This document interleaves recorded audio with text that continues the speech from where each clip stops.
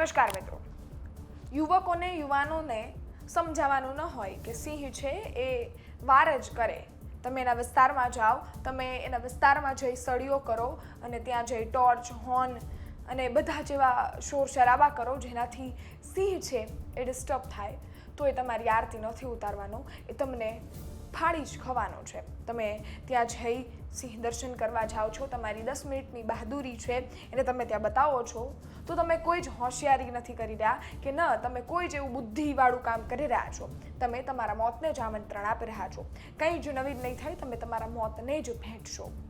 અમરેલીના લીલિયામાં એક ઘટના બની. લીલિયા નજીક એક સિંહ છે, એને સિંહ દર્શન કરવા ગયા. 3 મિત્રો છે એ 2 વ્હીલ લઈ અને સિંહ દર્શન કરવા જાય છે અને એ પણ કાયદેસર નહીં, ગેરકાયદેસર રીતે એકલા સિંહ દર્શન કરવા જાય છે અને ત્યાં જઈ ટોર્ચ કરે છે કે સિંહને જોવાનો પ્રયત્ન કરતા હશે. શોર શરાબો થાય છે, ઝાડીઓમાંથી સિંહને જોવાનો પ્રયત્ન થાય છે, પરંતુ એક એવા સમયે સિંહને જોવા જાય છે જ્યારે સિંહ અને સિંહણ મેટિંગ પીરિયડમાં હોય છે. એક ખૂબ સ્વાભાવિક વસ્તુ છે અને બધાને ખબર જ હોય કે સિંહ ને સિંહણ જ્યારે મેટિંગ પીરિયડમાં હોય છે ત્યારે એ સામાન્ય રીતે કરતાં પણ વધારે આક્રોશમય હોતા હોય છે અને જો તમે એવા સમયે એની સળી કરશો તો કંઈ નવીન નહીં થાય. એ પછી તમારું મોત જ હોય, ત્યાં કંઈ વસ્તુઓ નવીન નથી થવાની. સમય દરમિયાન એ લોકો ટોર્ચ કરે છે અને જોવાનો પ્રયત્ન કરે છે, સળી સંચાઓ કરવાનો કદાચ પ્રયત્ન કરતા હશે અને ત્યાં જ એક 21 વર્ષીય સોહિલ નામકના યુવક છે, એને સિંહ ફાડી ખાય છે, ખેંચી લે છે અને એને ખાઈ જાય છે. બીજા 2 એમના મિત્રો છે, 3-4 મિત્રો એ ત્યાંથી જતા રહે છે. પછી આ વસ્તુઓ થાય ને ત્યારે એ કહેવાનું ન હોય કે તમારે સિંહના સળી ના કરવાની હોય, સિંહના પારખા ન હોય. તમારે એટલી બુદ્ધિનો ઉપયોગ કરવાનો જ હોય કે સિંહ છે એ વનનો રાજા છે, એના વિસ્તારમાં જઈ અને હોશિયારી બતાવશો તો એ કંઈ નહીં થાય, એ ફાડી જ ખસે. એમાં નવીનતાપૂર્વક કંઈ હોતું નથી. અને જો તમને એવું હોય છે કે તમે 10 મિનિટ ત્યાં જશો અને મોજ કરી લેશો તો પછી દર વખતે મોજ પણ નથી થતી. કોઈક દિવસ આવું પણ થાય છે અને ત્યારે કંઈ જ આગળ વધતું નથી. સોહેલ નામનો એક જ યુવક છે, એ એક જ એવું બાળક છે જેના માતા પિતાને એક જ આ દીકરો હતો.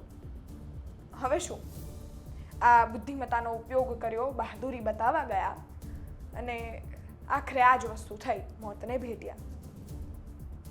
સિંહ એક એવું પ્રાણી છે જેને તમે ચાલતા હોય, એ ગીર એનો વિસ્તાર છે.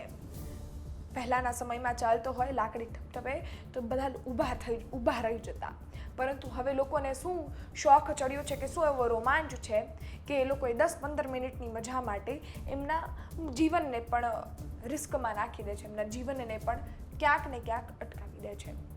આ ઘટના અંગે તમને ખબર ના હોય તો કહી દઉં, જો તમે ગેરકાયદેસર રીતે સિંહ દર્શન કરવા જાઓ છો તો સિંહ દર્શનમાં 1 લાખ સુધીનો દંડ પણ થઈ શકે છે અને 7 વર્ષ સુધીની સજા પણ મળી શકે છે. 7 વર્ષ જેલના સળિયાની પાછળ પણ જઈ શકો છો. તો પણ લોકો એની બહાદુરી, લોકો એનો રોમાંચ માણવા માટે બધી વસ્તુઓ કરતા હોય છે, પરંતુ એનો અંજામ, એનું પરિણામ આ રીતનું પણ આવતું હોય છે. આ ઘટના બાબતે જે ઘટના બની છે એ અંગે ફોરેસ્ટ વિભાગ કામગીરી કરી રહ્યું છે, એમની શોધખોળ કરી રહ્યું છે, તપાસ ચાલુ છે. સમગ્ર બાબતે શું કહી રહ્યા છે ફોરેસ્ટ અધિકારી, સાંભળીએ. સમગ્ર ઘટનાની આજની વાત કરીએ તો અંટાળિયા રેવન્યુ વિસ્તાર, જે લુવારિયા રિઝર્વ ફોરેસ્ટની બાજુનો વિસ્તાર છે, ત્યાં સાંજના 7:30 થી 8 વાગ્યાના સમય દરમિયાન આ વન્ય પ્રાણી માનવ વચ્ચેની ઘર્ષણની ઘટના બની છે. આ એક દુઃખદ ઘટનામાં એક મૃતક છે સોહિલ મુંજાવર, ઉંમર વર્ષ 21 અને અમરેલીના વતની છે. આ ઘટના બનવા પાછળનું કારણ પ્રાથમિક માહિતી મુજબ એવું જાણવા મળે છે કે ત્યાં મેટિંગ પેરમાં સિંહ હતા. તે દરમિયાન કદાચ કોઈ ઉશ્કેરણી કે પજવણી થઈ કે કયા કારણોસર સિંહ દ્વારા આ હુમલો કરવામાં આવ્યો તેની ઊંડી તપાસ કરવામાં આવશે. એ કેવી પરિસ્થિતિઓ સર્જાઈ જ્યારે આ પ્રકારની ઘટના બની. અત્યારે હાલની પરિસ્થિતિ હું તમને જણાવું તો અત્યારે હાલ અમે એક વન્ય પ્રાણી સિંહ નર, જેની ઉંમર 9 થી 12 વર્ષ છે, એને રેસ્ક્યુ કરી લેવામાં આવેલ છે અને આગળની તપાસ ચાલુ છે. કેટલા જણા હતા અને ટોટલ માહિતી આપો. એટલે આ બાબતે ખરેખર કેટલા માણસો ત્યાં હાજર હતા એ સ્થળ ઉપર, ખરેખર એ સ્થળ ઉપર શું બનાવ બન્યો એની એક ઊંડી તપાસની જરૂર છે. એ તપાસ કર્યા બાદ હું તમને જણાવી શકું. સાહેબ, અવારનવાર આવી ઘટના બને છે તો વનતંત્ર હવે આગામી સમયમાં શું આમાં કાર્યવાહી કરશે? આવી કોઈ પણ પરિસ્થિતિ બાબતે કોઈ પણ વ્યક્તિને સિંહ વન્ય પ્રાણીને પજવણી કરતો કોઈ પણ માહિતી હોય તો તાત્કાલિક ફોરેસ્ટ ડિપાર્ટમેન્ટને જાણ કરવી અને આ પ્રકારની કોઈ પણ કૃત્ય કરવું એ ગુનાહિત કૃત્ય છે. એમાં વન્ય પ્રાણી અધિનિયમ અંતર્ગત કડકમાં કડક કાર્યવાહી કરવામાં આવે છે. સિંહ દર્શન થતા હોય એવા પણ એક અફવા ઉડી છે, સાચી હકીકત શું છે? સિંહ દર્શન એટલે શું એ આપણે સમજવાની જરૂર છે. કોઈ પણ ગામ કે કોઈ પણ વિસ્તારમાં જ્યારે સિંહ જોવા મળે ખેડૂતની વાડીમાં તો એ સિંહ જોવે અને સિંહ દર્શન ના કહેવાય. જ્યારે સિંહને કોઈ પણ પ્રકારની ખલેલ પહોંચાડવી, પજવણી કરવી, ઉશ્કેરણી કરવી એને ખરેખર ગેરકાયદેસર સિંહ દર્શન કહેવાય છે. અને આ પ્રકારનું કૃત્ય કોઈ પણ વ્યક્તિ કરે તો એમના વિરુદ્ધ વન વિભાગ કડકમાં કડક કાર્યવાહી કરશે. આપણે સાંભળ્યા ફોરેસ્ટ અધિકારીને. હા, હોય છે વન પ્રેમીઓ, હોય છે પ્રાણી પ્રેમીઓ, પરંતુ જો તમને આટલો જ બધો પ્રેમ હોય છે, આટલો જ બધો વનથી પ્રેમ છે, તો પછી સફારી જાઓ, ટિકિટ લો અને કાયદેસર રીતે આ બધી જ વસ્તુઓ છે, આ બધી પ્રવૃત્તિઓ છે એને કરો.